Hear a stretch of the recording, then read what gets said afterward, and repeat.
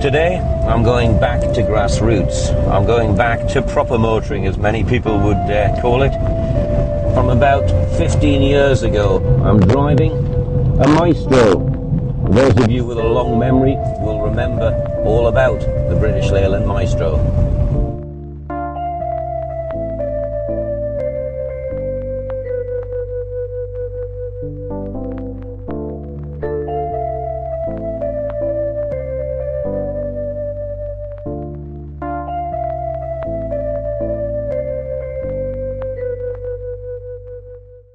This was from a different era of motoring.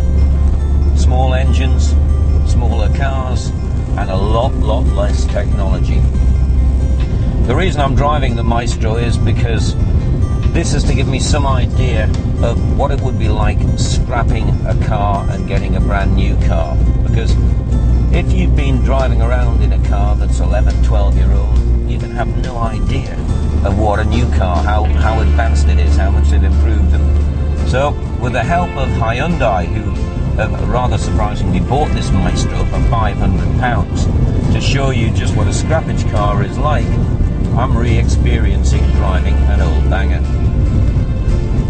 For those of you who have been on holiday for the last few months, the scrappage scheme is where if you have a car 10 years or older, you can actually put it in for a new motor, and the government will give you £1,000 and a car manufacturer will give you another £1,000 towards the price of a new car, which is pretty good business sense really for most people.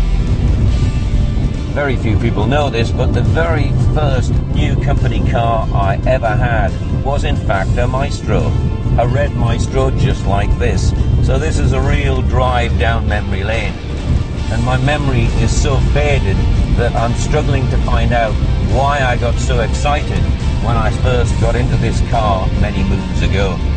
What I do remember is that even I, in my excitement, couldn't convince myself that the Maestro actually looked good.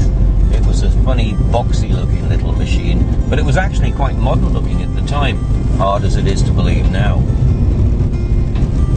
So, what about the overall driving experience?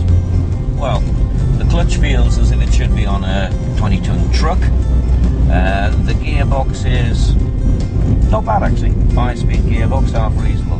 The steering is erring on the side of heavy, and the performance is, how would you put it, steady with a capital S. One thing that was pretty good about it, and I remembered back then, it was a very roomy car for a sort of, I don't know, it'd be like a Focus nowadays. There was probably as much, if not more, room in the back seats than there are in most modern cars.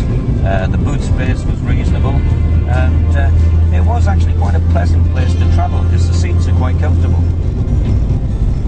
You might wonder why Hyundai went to the problem of buying an old banger. Well, they did it because they're cashing in more on scrappage than any other car manufacturer. 17,000 people have put in their old bangers to buy a new Hyundai. They're probably attracted to Hyundai by the fact that there's a 7-year warranty. They're very affordable cars, so they thought it was a very good idea to show you what you would not be missing in a banger and what you could be getting in a new car. But the old Maestro still handles fairly reasonably, to be honest. And, you know, before the warning light came on, it was cruising okay at 70 miles an hour. But you've got to look at it like this. This thing cost Hyundai £500 to buy. So you're not exactly breaking the bank.